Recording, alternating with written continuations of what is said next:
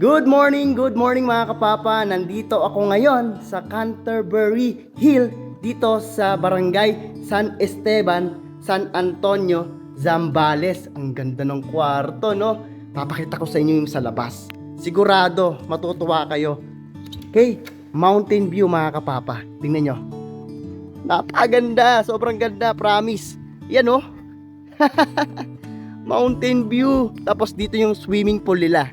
Yan, mababaw lang, 5 feet lang. Doon pwede yung mga bata mga kapapa kasi mababaw doon. And then yung part dito, 5 feet. Ngayon, ay lakad pa tayo ng konti. So, meron pa ditong maliit. Yan, may fountain. And then, dito sa part dito mga kapapa, may long table at mahabang upuan na pwedeng magkantahan.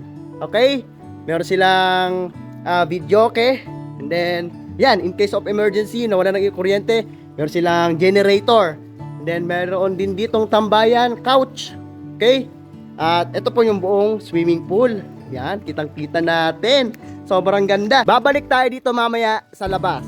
Ipapakita ko sa inyo yung loob ng bahay. Okay?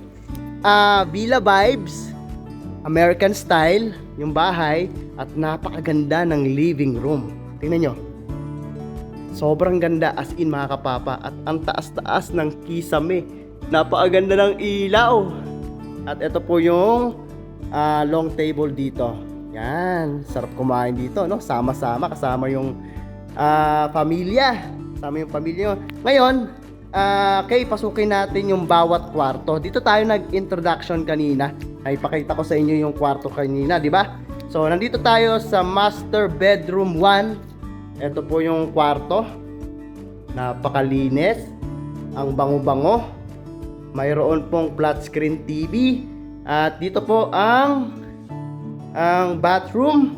Yan, may salamin. Napakalinis. Mayroon pong shower with heater. So ayun, bilisan lang natin. So mayroon po sila ditong dalawang master bedroom, dalawang barkada room, may kitchen, at meron din powder room. Okay? Meron po dito ang malaking flat screen TV. Kakatuwa.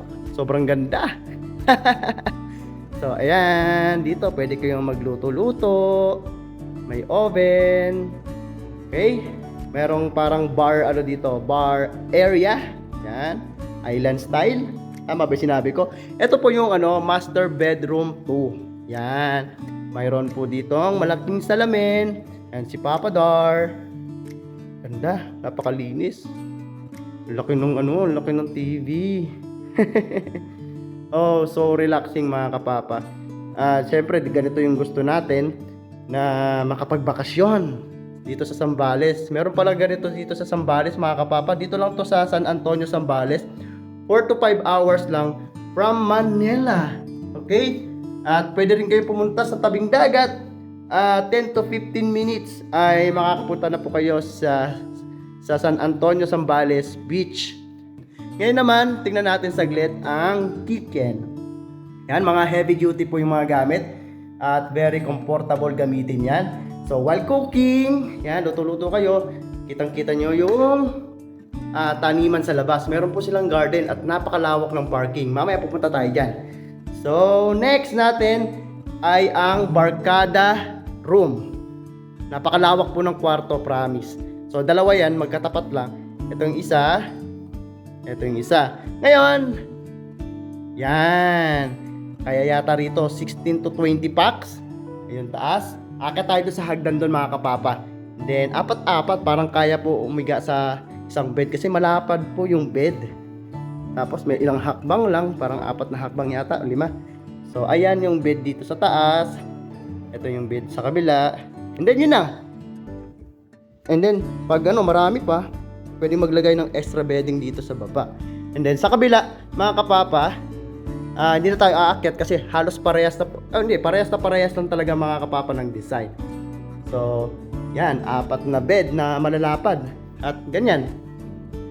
Yon. Tapos, pwedeng lumabas dito. Yan. Pwedeng lumabas dito. Nakalak pala.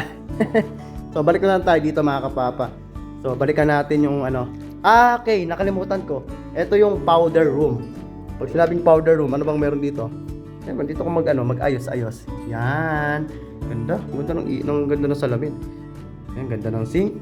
At yan, may shower. Napakalinis talaga ng CR. Grabe. Okay. Diretso tayo sa parking area. Nadaanan na natin dito kanina. Lakad pa tayo ng konti. Pero dito tayo dadaan sa veranda. Ganda, no? So, ayan. Paglabas mo, yan agad yung makikita mo. And then, mountain view. Ay, nako. Ganda-ganda talaga. Ito yung veranda, mga kapapa. Tapos, napakadaming mga halaman. Yan. As in. Hindi ko nga kilala yung mga ibang halaman dito eh. Ganda. Villa vibes, American home, American style home. Yan, tama ba yung pagkakasabi ko? Lakad pa tayo, dire-diretso. So, ayan. Ay, nako. Yan. Ipapakita ko sa inyo yung parking area. So, doon tayo galing kanina. Yan. Doon tayo galing. Lakad tayo dito. Dito yung pasukan ng mga sasakyan. Sobrang lawak ng kanilang parking area. I think kaya dito mga 10 sasakyan na 4 wheels. Malapad talaga, malawak as in. Tapos meron pa sila ditong garden. Fresh na fresh yung mga gulay na inuulam dito, mga kapapa.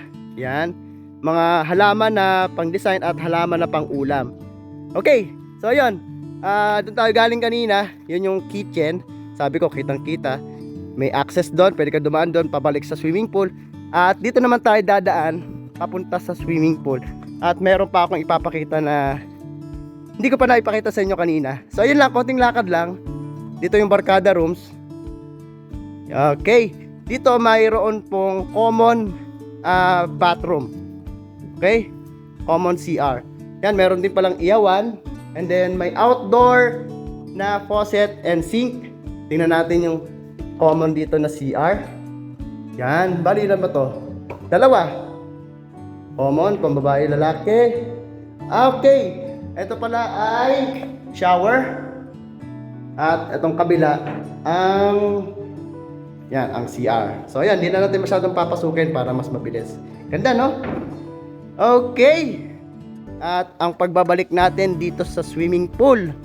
So tulad nga ng sinabi ko, mga kapapa, ang rate pala dito, mga kapapa, Monday to Thursday ay 20k. Regular day yun, ha, walang promo.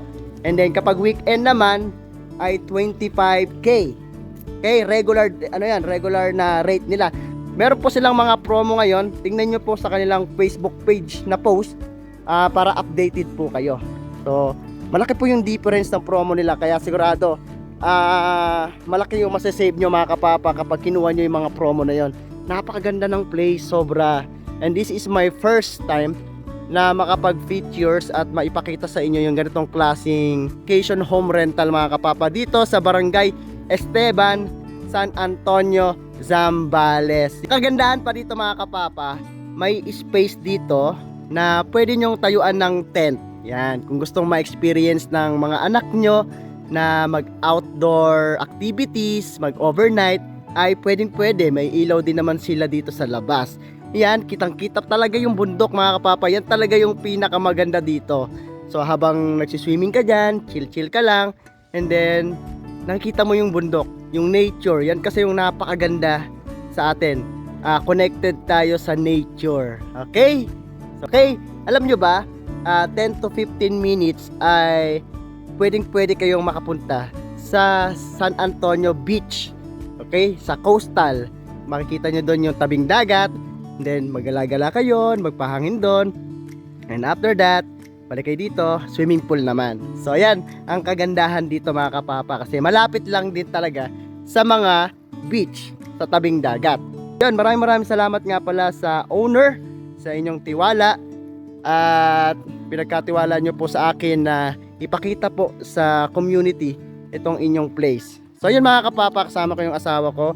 Kausap niya yata yung may-ari. Okay, chikahan sila. Yung contact number nila, mga kapapa, ay nandyan lang po sa ating video screen. Yun lang po yung kokontakin nyo para hindi na po kayo maligaw at para mas mabilis po nila kayo na ma-assist kung meron po kayong katanungan. Okay po ba mga kapapa? So yun lang mga kapapa at maraming salamat sa inyong panonood at makita-kita po tayo dito sa Canterbury Hill dito sa Barangay San Esteban, San Antonio, Zambales. Thank you for watching. Bye!